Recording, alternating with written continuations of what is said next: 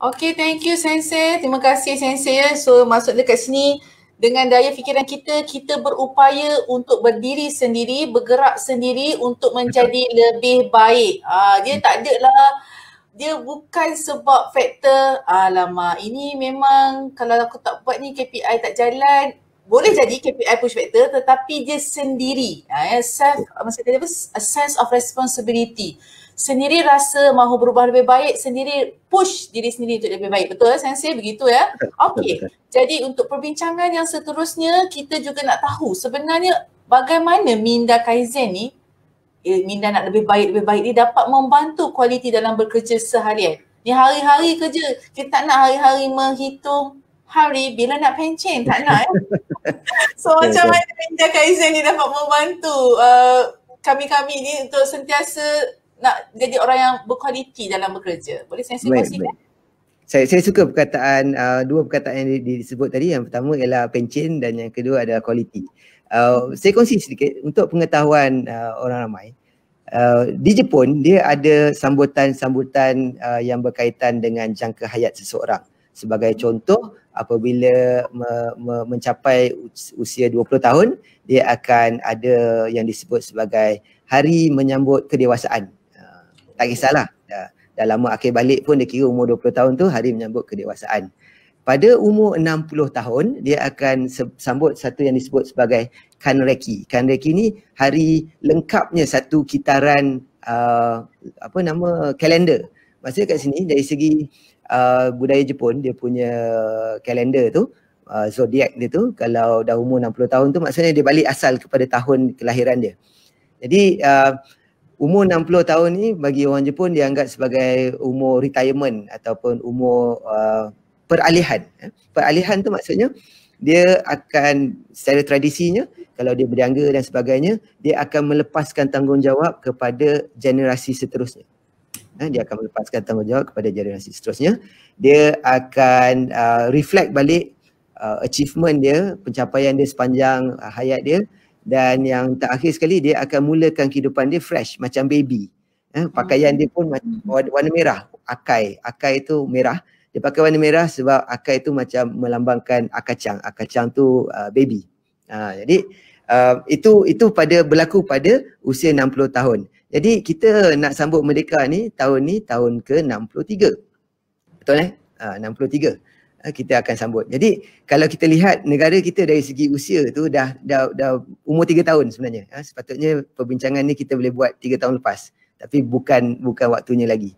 Poin saya di sini ialah retirement bagi orang Jepun walaupun dari segi usia tu sebenarnya dia juga berkaitan dengan apakah yang kita akan pass to the next generation, apa yang kita akan berikan, tanggungjawab tu kita akan beri kepada generasi seterusnya dan sebagainya.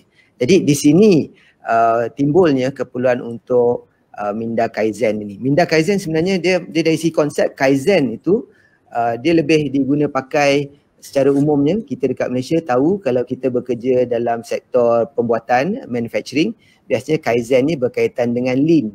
Lean tu kalau kita sebut dari segi perkataannya, dia adalah kurang lemak. Kurang lemak. Jadi lean daging lean tu kalau kita pergi kedai butcher, kita minta daging yang lean, maksudnya dia akan bagi daging yang kurang bahagian lemaknya. Jadi kenapa atau apa kegunaan itu, biar saya kongsikan pada slides. Saya akan tunjuk sekejap pada slides. Apa yang saya maksudkan dengan konsep Kaizen ini adalah mengurangkan pembaziran dan meningkatkan produktiviti. Lemak tadi dianggap, walaupun kita makan daging, lemak tu sedap, tapi poin dia di sini ialah yang kita nak guna pakai adalah bahagian daging itu. Jadi kita kurangkan pembaziran dan kita tingkatkan produktiviti. Itu konsep maksud Kaizen. Jadi dia memang selarilah dengan apa yang disebut sebagai inovasi, kita ada innovation circle dan sebagainya yang meminta kita atau mendorong kita untuk buat penambahbaikan terutama dari segi kualiti. Cuma bagi orang Jepun, apabila disebut Kaizen, selalunya kita terjemahkan sebagai continuous improvement, penambahbaikan berterusan. Cuma dalam perkataan Kaizen itu sendiri, kalau kita lihat definisi yang tadi, dia adalah berubah menjadi lebih baik. tak ada perkataan berterusan. Jadi berterusan itu adalah mindset ataupun penetapan minda. Dekat situ berterusan ni membawa maksud jangan pressure diri kita untuk sentiasa berterusan, maksudnya tanpa henti. Kita nak lihat bukan perkataan continuous, tapi kita nak lihat perkataan continual. Continual ni maksudnya dia ada start, dia ada stop. Dia ada rehat. Tapi dia sentiasa. Dia bukan berterusan, dia sentiasa. Sentiasa mengurangkan pembaziran dan meningkatkan produktiviti. Dia dua sekali jalan. Dia bukan tingkatkan produktiviti, tak kurangkan pembaziran. Tak boleh. Sebab tu dalam pepatah kita ada, lagi besar periuk nasi tu lagi banyak keraknya. Kerak tu pembaziran. Dia bukan besarkan periuk nasi je. Dia adalah menjadikan periuk nasi tu efisien supaya kerak tu kurangkan pembaziran, tingkatkan produktiviti. So dalam konsep lean dan juga dalam konsep apa yang disebut sebagai Kaizen ni kita cerita Kaizen yang level-level organisasi. Pertama sekali dia ada turutan dia ada priority dia, keutamaan dia. Yang pertama sekali kita buat sesuatu perubahan, inovasi dan sebagainya, dia adalah bertujuan untuk nombor satu, iaitu lebih mudah. Lebih mudah dulu, bukan lebih murah. Lebih murah tu nombor 4. Yang selalu berlaku ialah cost down. Kita kena turunkan cost. Tidak, itu priority, keutamaan dia nombor 4. Nombor 1 ialah lebih mudah. Macam mana kita nak mudahkan kerja orang, macam mana kita nak mudahkan pelanggan. Contohnya library. Saya dah sebenarnya minta maaf, dah lama tak pergi library sebab sekarang ni banyak kita buat research melalui dalam talian. Library, bila kita nak check out satu-satu buku tu, nak cari satu-satu buku, nak dapatkan buku tu dan nak pinjam. Apa yang memudahkan pelanggan contohnya. Jadi minda dia pergi kepada nombor 1, bagaimana kita mudahkan kerja orang. Kita mudahkan kerja orang, insya-Allah kerja kita jadi mudah. Jadi set turutan dia adalah yang pertama, lebih mudah. Yang kedua, lebih baik. Baik ni boleh jadi macam-macam, dari segi kualiti, lebih baik daripada segi hasil, lagi banyak dapat dan sebagainya. Itu lebih baik normal. Tapi mudah dulu. Kedua baru baik. Bukan baik lepas tu mudah. Kalau baik dulu nanti dia jadi complicated, dia jadi kompleks. Kita nak lihat kepada mudah dulu. Mudahkan urusan, mudahkan cara kerja, lepas tu dia jadi lebih baik. Apabila dia mudah dan baik, dia jadi laju. Bukan laju dulu. Kalau laju dulu speed aja nanti kena saman. Jadi bukan laju. Laju ni terlebih laju boleh jadi cuai. Terlebih laju boleh jadi leka, boleh jadi tersilap dan sebagainya. Jadi pertama sekali mudah, baik, laju. Laju baru kita pergi pada apa option alternatif, apa pilihan lain untuk dia jadi lebih murah. Jadi saya nak tunjukkan beberapa contoh di sini sebenarnya. Ini adalah petikan daripada satu video, tapi saya tak tunjuk video, saya tunjukkan gambar.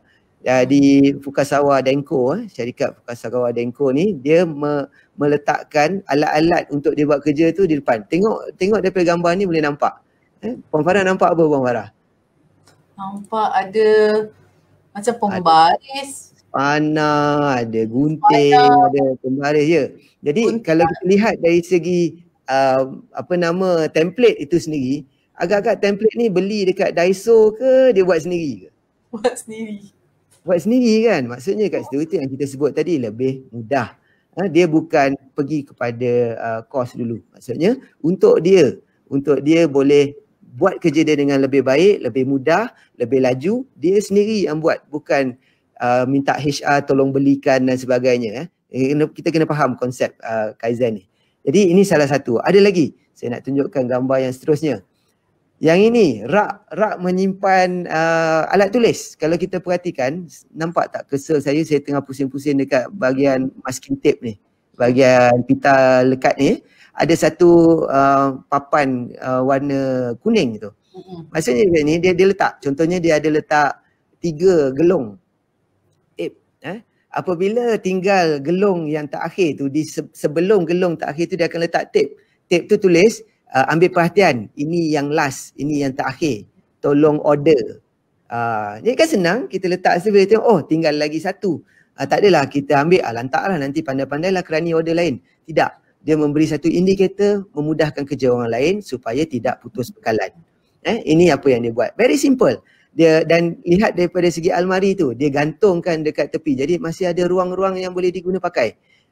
Tidaklah almari dah penuh, beli lagi. Buka almari kosong, separuh tak pakai. Jadi maksud dekat sini ialah dia memudahkan kerja, nombor satu. Nombor dua, kerja jadi lebih baik. Nombor tiga, lagi laju. Sebab apa? Buka benda yang di hadapan mata, kita boleh capai dengan laju. Yang mana itu membawa kepada gambar yang seterusnya. Agak-agak ni apa dia? Mesin photostat je. Ya, mesin photostat, kita kadang-kadang jarang photostat. Bos-bos kadang-kadang dia jarang photostat. Selalu dia minta kerani tolong photostat kan. Biasalah, bos sibuk, tak apa. Kerani memang dikatakan kerja dia. Dalam JD dia tulis kerja photostat. Tapi bila kita photostat, kadang-kadang permintaan kita untuk photostat tu nak buat double sided lah, nak kecilkan, nak besarkan dan sebagainya. Kita pun tak ingat function mana nak tekan.